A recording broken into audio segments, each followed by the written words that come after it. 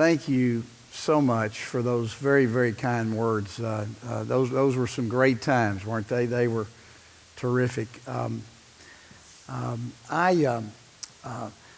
never felt more honored to share remarks with a group than I do today.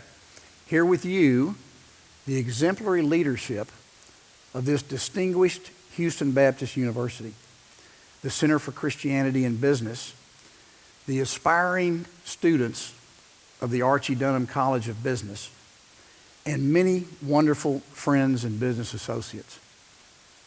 We are truly humbled and inspired that you would find Transwestern worthy as a role model for your magnanimous and important mission of helping leaders put Christian principles into practice through their business organizations. I want to thank my friend Charles for introducing me to HBU, and the highly acclaimed Dr. Ernest Liang for his kind invitation for us to speak today. It's the Transwestern story that brings me here today. So I want to thank and recognize the character-driven leadership of Transwestern, beginning with my dear friend and partner of 33 years, Larry Hurd, our CEO, a role model for our organization and stalwart leader in the community. And Chip Clark, our Houston-based president of the Americas, Kevin Roberts, who leads our Houston operations, Steve Harding, our CFO, Jody Giles, Carlton Reiser, Eric Johnson, Brian Gamble, Eric Anderson, Doug Little, Sean Suffel, Steve Ash, and many, many, many more here in Houston. Our top leaders and team members all across the country, thank you for the virtuous principles you've personified in your lives and in our business to earn our reputation and this invitation. Most importantly of all, I want to thank my amazing wife, Marcy, who has dedicated her life to God and our family. Marcy, without your inspirational faith, your uncompromising principles, and your reliable support, none of this would be possible.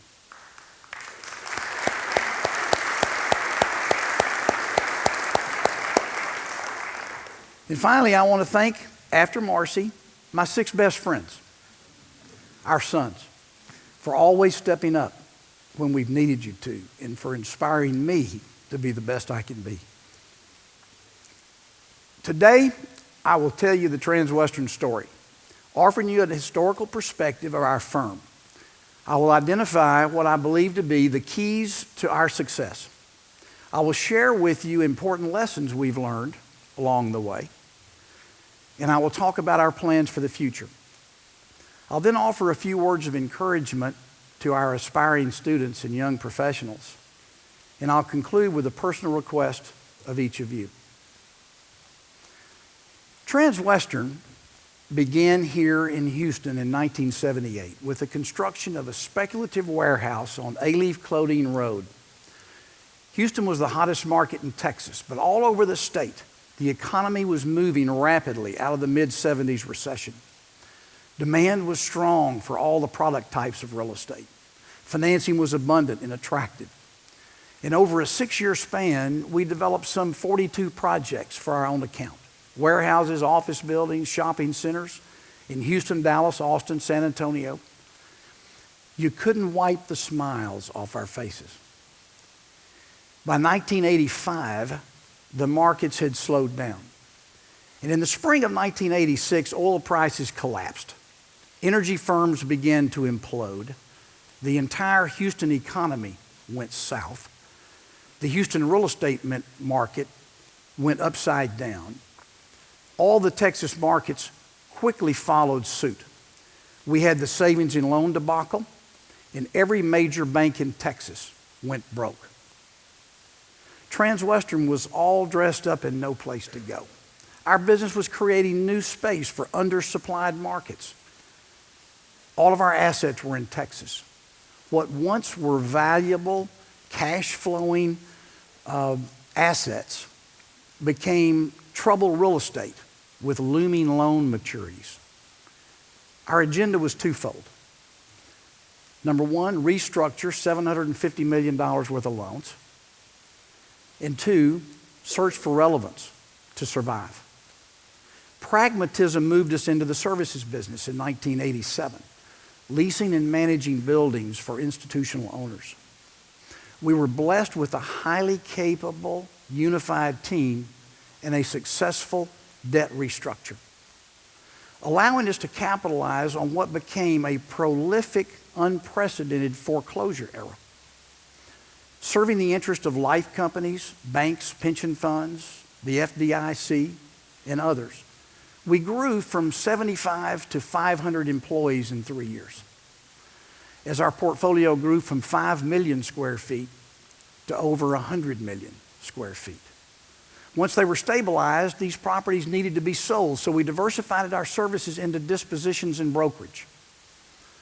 And as a deep recession moved sequentially all across the country, we expanded geographically with our clients. In a few short years, Transwestern had created a thriving counter-cyclical business in real estate services. The recession of the early 90s helped fuel an era of rapid consolidation within the real estate industry, mostly through big public market strategies. By the mid-90s, we had a big decision to make.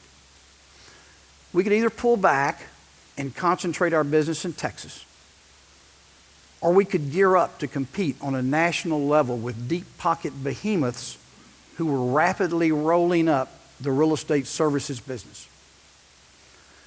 With enthusiasm and resolve, but running a little scared, we launched our Millennium Plan with the goal of becoming a national diversified company by the turn of the century. Meanwhile, back at the ranch, many markets had begun to recover, yet real estate prices remained depressed. Through boots on the ground in local markets across the country, and with our lineage in principal investment, we formed our investment company. We would team up with institutional investors to acquire distressed, opportunistic properties. Our timing was great.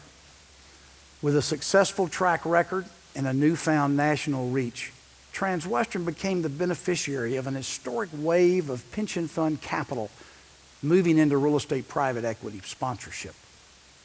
We raised $4 billion in equity in 11 funds over 12 years and acquired $10 billion worth of real estate at attractive prices. During this same time frame, as markets continued to recover to equilibrium and growth markets became undersupplied, we could finally circle back to our roots in development. From 1995 to the present, Transwestern's built some 220 properties comprising more than $12 billion of value. With the exception of the tech wreck in 2000, we enjoyed steady growth over a 10-year span. We were running on all cylinders. Then, here we go again. 2008 brought us the Great Recession. The financial markets collapsed. Liquidity vanished and values plummeted. As you know, these times were immensely challenging. This time, Transwestern was better prepared. We had learned a few things from the past. With virtually no debt on the company, we were able to hunker down, quickly shift gears, become problem solvers, and work to increase market share to offset the doldrums of a depressed market. We used this opportunity to re-engineer the organization into the Transwestern family of companies, giving heightened focus to each of our competencies. We graduated from being a generalist to become specialists, and our rate of growth since then has continually increased. And that's where we are today. Now, looking back, other than the grace of God, what have been the keys to our success? I would say 3 things. Key number 1, from the get-go, we've had something of a foundational guiding light, a battle cry of sorts. We call it bold vision, noble mission. We started out with the goal of being one of the top 5 developers in Texas. The mid-'80s abruptly modified our dream to become one of the top 5 service companies in Texas. We achieved that goal and then launched our Millennium Plan, aspiring to be one of the top national diversified companies in the country. At the turn of the century, we declared victory, and we raised our sights again with a new vision statement to be the #1 real estate value creator in America. Having a bold vision has given us energy, determination, and resilience, while communicating to our people and our clients that we're in this thing for the long haul. We call our mission noble because our cause is magnanimous in nature, bigger than ourselves. Our mission statement: we deliver legendary service to our clients by bringing out the best in our people. Transwestern is more than a business to us. We want to raise the bar, set the standard for the industry, and do so by helping our people be the best they can be. This noble mission has helped us recruit and retain exceptional, character-driven talent. Key number 2, we work relentlessly to preserve and enhance an empowering corporate culture at Transwestern, driven by shared values, collaboration, and teamwork. A collegial, creative environment fosters the free flow of ideas and a healthy transparency where truth and logic can prevail. We see innovation and entrepreneurship thrive in what we call freedom within a framework, where our people become self-motivated and self-disciplined. Key number 3, our mantra of continuous improvement. We're passionate about our vocation. We want to be the best in the world at what we do, and there is always room for improvement. Our clients are our research and development department, and each assignment offers the opportunity to exceed our clients' expectations by doing things even better than before. So, what important lessons have we learned along the way? I would say 3. Lesson number 1, greet adversity as an opportunity. This really is our Transwestern story. 3 unexpected, devastating downturns forced us to shift gears, think differently, and make mission-critical adjustments. Each instance created a repotting of sorts for us, unlocking enormous newfound potential. We never shielded our people from the difficulties. Instead, we recruited them into the fray. And every time, they rose to the occasion and became champions for solutions. In the devastating mid-'80s, Transwestern's transformed itself from a vulnerable one-trick pony into an evergreen, diversified enterprise. Then the mid-'90s forced us to make the decision that would shape our destiny, to become a national diversified company. And finally, the Great Recession of 2008 initiated a deep dive self-reflection of our strengths and weaknesses, culminating with the discovery of some brutal facts. We needed to think differently, raise the bar, elevate each competency, resulting in our family of companies model and putting us into a new league of growth and profitability. Lesson number 2, the right thing to do is the bright thing to do. In those same mid-'80s, it was tempting to jockey for position and maximize our financial assets. But the right thing to do was to go to our lenders with our hat in our hand and offer to put ourselves to work to solve the problems.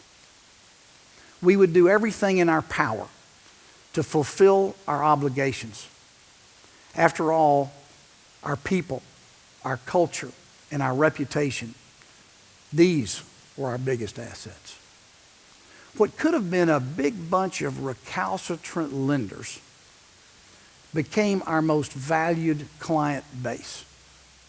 They reciprocated by showering us with work and opportunities, and we built our company around them. Lesson number 3, always take care of your biggest asset, your people. At each of those same 3 inflection points, the numbers didn't work anymore. At each juncture, we imposed salary cuts on everyone above a cost of living benchmark. By doing so, we were able to avoid layoffs. Each time, we kept our good people. Each time, we grew closer together as a team. Each time, our people discovered new heights of productivity. And each time, we captured greater market share. So what about the future of Transwestern? What happens now? Today, we find ourselves in a very different, highly complex, digitally disrupted, rapidly changing world, competing now on an international scale, while the needs and expectations of every client we serve are escalating. And there's talk and speculation that our economy is in the 9th inning. Well, we've never been so excited. We feel almost like a startup company, positioned for unprecedented growth. We recently borrowed some crisp ideas from Jim Collins' iconic work, Good to Great, and challenged ourselves with a new, what he calls BHAG, Big, Hairy, Audacious Goal. We've established bodacious qualitative and quantitative goals. We want to be the best real estate company to work for in America. And we want each of our clients to rate us as their number 1 most valued relationship. This past summer, we launched our Breakthrough Plan, comprised of 7 new initiatives designed to increase our revenues by 400% over the next 6 years. So far, so good. Our enterprise value increased 30% in 2015. We know we will face headwinds along the way, but the opportunities are ripe and in plain view. We expect some surprises, but we're ready for them. Before I sign off, I'd like to address our students here today and our young professionals. I want to first commend you and congratulate you for being active participants in such a personally, spiritually, and professionally enriching program.